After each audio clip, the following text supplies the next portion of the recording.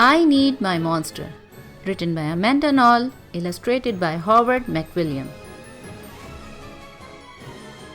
Tonight, when I looked under the bed for my monster, I found this note instead. Gone fishing, back in a week. Gabe. What was I going to do? I needed a monster under my bed.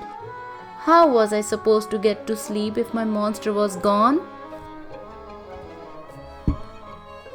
I tried to sleep, but it wasn't the same without Gabe. I missed his ragged breathing, his nose whistling, the scrabbling of his uncut claws. How would I ever get to sleep without Gabe's familiar scary noises and his spooky green ooze? It was no use. Gabe would be gone for a week and I just had to have a monster. I climbed quietly out of bed so my parents wouldn't hear me.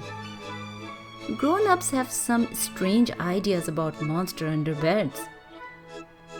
I knocked on the floorboards, then scrambled back under my covers. I waited nervously. Would a new monster appear? What would he be like?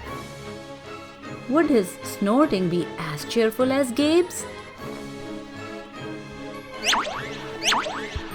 When I heard some creaking under my bed, I knew that the substitute monster had arrived. "Good evening," said a low, breathy voice. "My name is Herbert and I will be your monster for the evening." Herbert?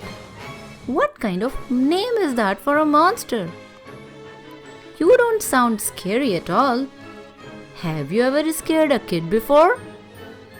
Well, no, but I have read all the best books on the topic. Do you have long teeth and scratchy claws? I asked. No, but I have an overbite and I am a mouth breather. Listen. He hoo, he hoo, he hoo, he hoo, he hoo, he hoo. Herbert's panting was kind of scary, but it wasn't enough for me. Listen, Herbert, I'm sorry. I just don't think this is going to work. It's nothing personal, but I really need a monster with claws. Picky, Herbert complained. As you wish, I'll go. There was some more creaking. Then Herbert was gone.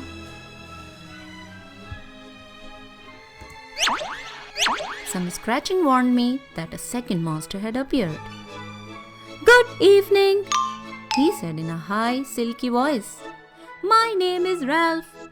I understand you need a monster with claws. If you would please lean over, I will hold out an arm for inspection." I crouched on the edge of the bed, hoping to see a horrible shaggy arm with sharp, ragged nails. Instead, I was surprised to see sleeky brushed fur with smooth, shiny claws. "Excuse me? I don't mean to be rude," I asked, "but is that nail polish on your claws?" "Yes, it is," Ralph replied. "I believe professional monsters should always be well groomed." I could tell that this was not going to work either. "I'm sorry to disappoint you, Ralph, but I need a monster with scary claws." Like Gabe's, I thought. I heard some more scratching and I knew Ralph was gone. A minute later, a third voice from under the bed rasped, "Check out these claws, kid." I gathered my courage and peered over the edge. The claws were impressive, jagged and dark and razor sharp. So far, so good. I was a little nervous.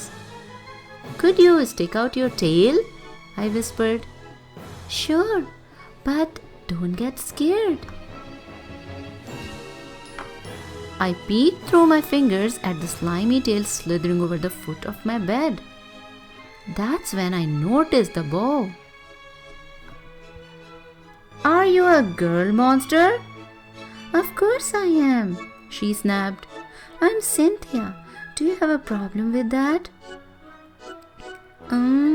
Yeah, I do, I admitted. I definitely need a boy monster. Boy monsters are for boys and girl monsters are for girls. Everybody knows that. Well, aren't you a picky one? She sniffed and then she was gone.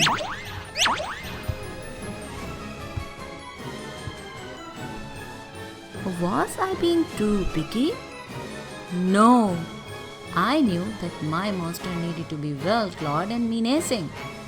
The whole point of having a monster, after all, was to keep me in bed, imagining all the scary stuff that could happen if I got out. Then I heard a shuffling noise and some slobbering. Our fourth monster was under my bed. Hey, the name is Mac. One look at his claws proved that Mac was a big, scruffy boy monster. I shivered. Maybe this one would work out. Those are excellent claws. But do you have a long tail? I leaned over to see. No, my tail is stumpy, Mac slurped. but I do have an unusually long tongue. Why would I be afraid of a long tongue? I asked. Oh, I don't know. He said, trying to sound terrifying. You never know when I might lick you. I fell back on the bed laughing. Well, if you're not even going to try to work with me, Mac whined. I held in my giggles. I really don't think you should send me away. He warned. Kids who reject 5 monsters in one night. I did not reject 5 monsters tonight, I interrupted. My regular monster went fishing. Fishing? Maybe he just left because you're so picky.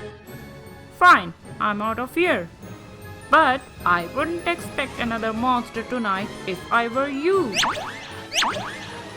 How was I ever going to get to sleep without my monster?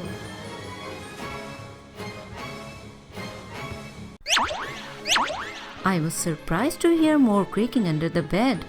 Loud creaking with scratching. I thought no more monsters were going to appear tonight, I said. Sorry, I'm late, kid. Phew, it was Gabe. I thought I would enjoy fishing, but I didn't, he explained. Those fish scare too easily. No challenge at all.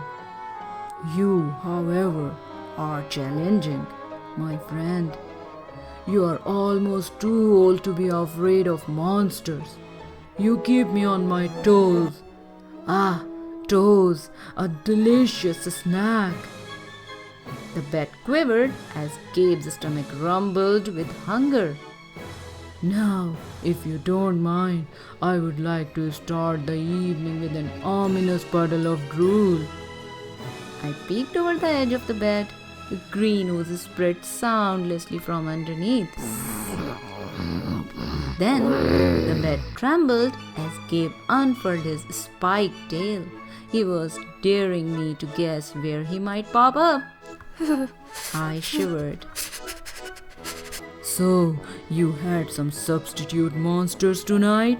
Gabe said, sharpening his claws on my bedpost. Were you scared? Then Gabe started tapping. I could tell he wanted to know if I still needed him.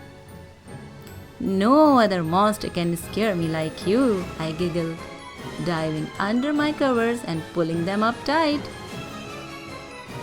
Through the blanket I heard Gabe's soft, comforting snorts. Ha!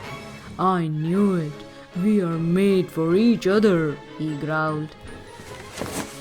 When my blanket started to slip off the bed, I knew Gabe was ready to eat. Now, if you could please stick out your foot, he said. "I would like to nibble your pinky." I yanked my blanket back up and scrunched my feet in so Gabe couldn't get them. "No toast tonight, but you can have this," I offered, pushing a pillow off the bed. I didn't even hear it hit the floor. Gabe was back. The ooze was perfect. Everything was back to normal. I shivered again. I'd be asleep in no time. The end.